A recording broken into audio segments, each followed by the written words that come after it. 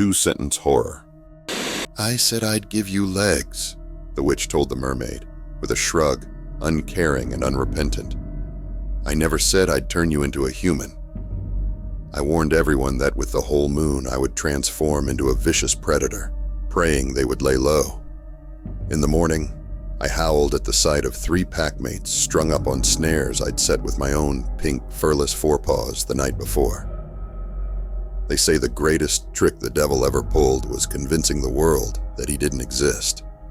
But I'd say convincing the world of an alternate afterlife was truly my masterpiece.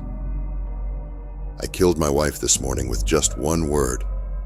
Not trusting her nose while recovering from a cold, she asked me if I could smell gas as I was leaving for work, and I simply said, no.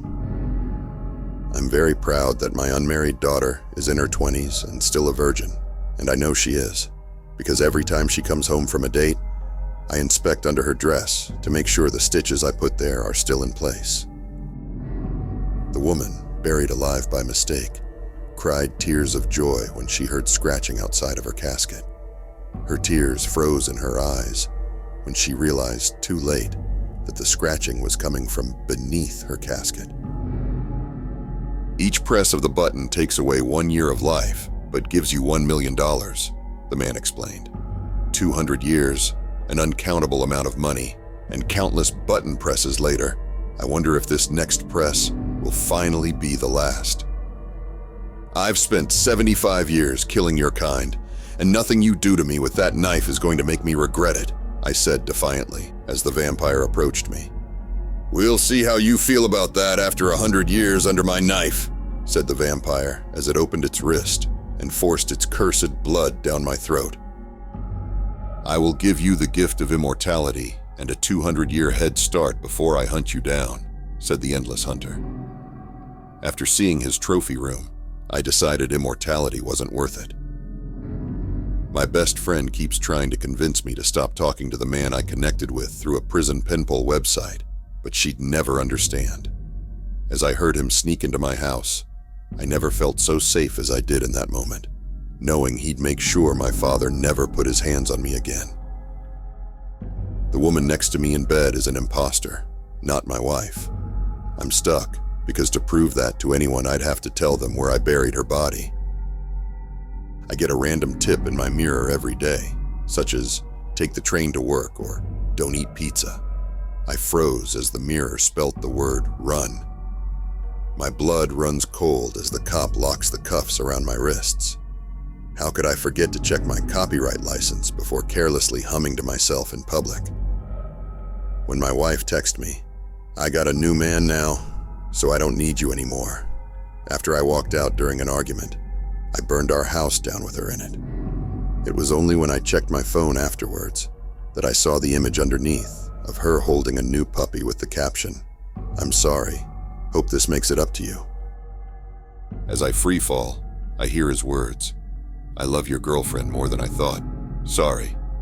Then he pulls the cord on his parachute and disappears upwards, while mine cannot be opened. I told my stepson not to touch the cookies, but of course, he could never resist sweet things. The important thing was that people had heard me say it. When his peanut allergy kicked in, the coroner would assume it was just a tragic accident. My brother told me he'd kill anyone who hurt me. When I woke up from my coma, I learned that he committed suicide. I couldn't hold back my anger any longer as I yelled at the priest, "Just because I'm goth does not mean that I'm a demon." But I smiled, and I spoke when he went pale. "But you made a lucky guess." "Yo, bro, I swear, she won't be able to resist you like this. Come on in." He takes me in and shows me my crush, laying lifeless on the floor. I accidentally took a picture of my daughter using Google Lens. After multiple attempts, I still can't figure out why it keeps pulling up myths about demonic fairies. The devil appeared before me and presented me with a list of all the sins I would commit over the course of my life. I was surprised there were so few until he offered me a pen and said, "If you want to live forever, just keep adding to the list." Oh, every time my cat disappears, I just get another one and name it the same name. I think we're up to Snowball 11 now, aren't we? Mrs. Todd chuckles. "Yes, that's right, Mom," replied Fred 8. My face lit up when I saw my wife walk through the door. I knew volunteering at the shelter was a smart idea. The news said they found the killer's address. When they read out my exact address, I was horrified, turning slowly to my wife in the kitchen. The fortune teller told me I'd be dead by the end of the day. I scoffed, only to see the gun she was pulling out from under the table. Even though I always give my victims a 30-second head start, they never escape. I suppose once you have one of their children, they are always tied to them, even when you cut the tie. "Relax. This is the 21st century. Nobody's going in an oven," the camp guard elaborated. "These days, we have microwaves and air fryers." "Serial killers are much rarer these days," the CIA agent continued, "ever since we shut off the device in the 90s. The anesthesiologist said, "Let's count back from 10, and you won't feel any pain."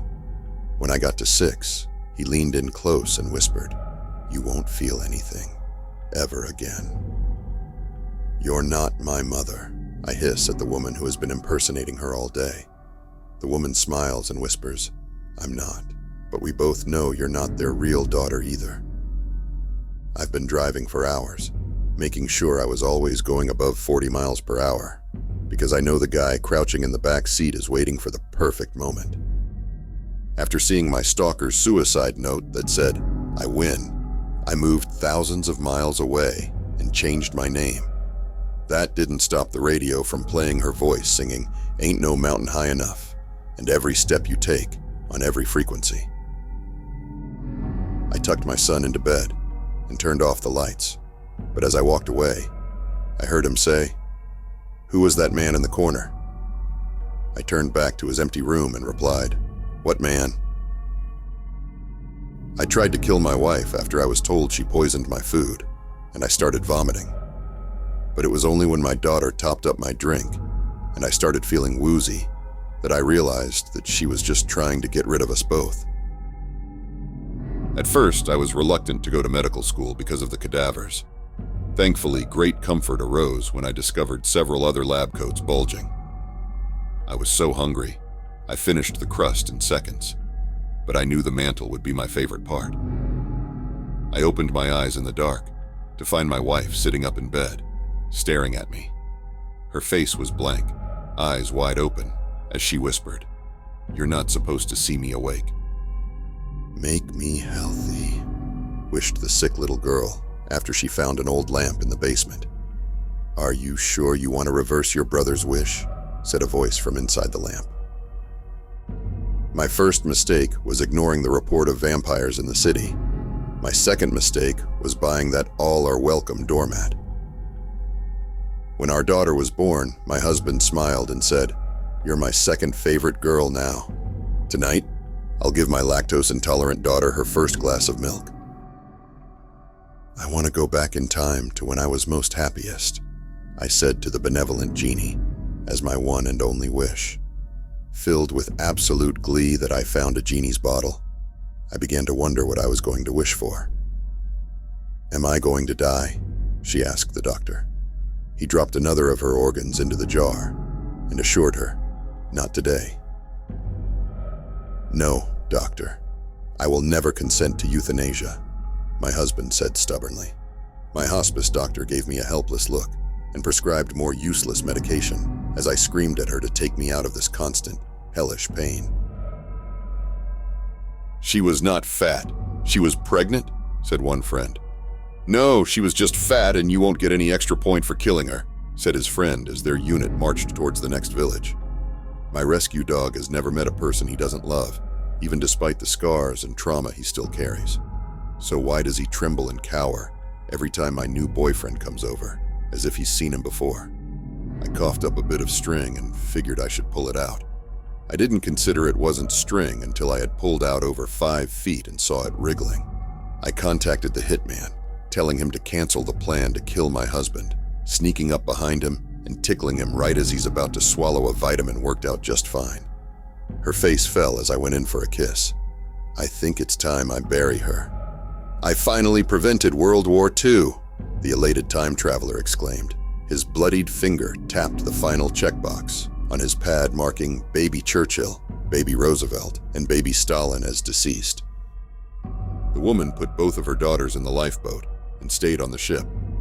"Hopefully the people on the boat will be enough for the monster and it will stop chasing," said the captain.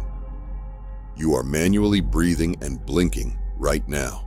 Thanks to this device, you willingly strapped yourself in." The obese woman was long dead, but it was clear the man was still force-feeding her twitching corpse. "You're beautiful," he crooned, pulling back the quilt covering her belly, where a gaping mouth opened greedily between the reeking folds of sheets and fat. "The first thing we taught the AI machines was the first law of robotics. They may not injure a human being. The second thing we taught them was that certain groups aren't really human." I broke down when the policeman came to the door, bearing the news that my daughter was found dead, with 13 people's DNA found inside her. Who was going to earn me my next paycheck?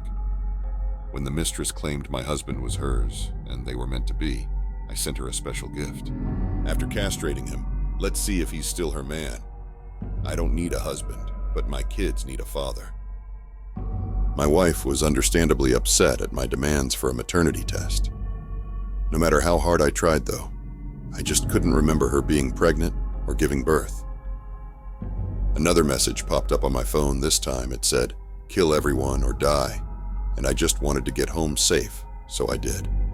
"So you're telling me that you stole a car and mowed down 20 people because you thought the game your grandson downloaded on your phone was real?" the cop asked. My colleagues in the agency tried to stop me, but I evaded them and quickly killed the man destined to become the worst dictator of the 20th century. The vile Erdolf von Hohenstein will now never topple the Weimar Republic and never cause millions of pointless deaths in his 3 brutal and bloodly years of fruitless conquest. "Why did no one else climb into this lifeboat?" asked the little kid as the ship sank. "This is not a lifeboat, and everyone else survived," replied the only other person on the boat.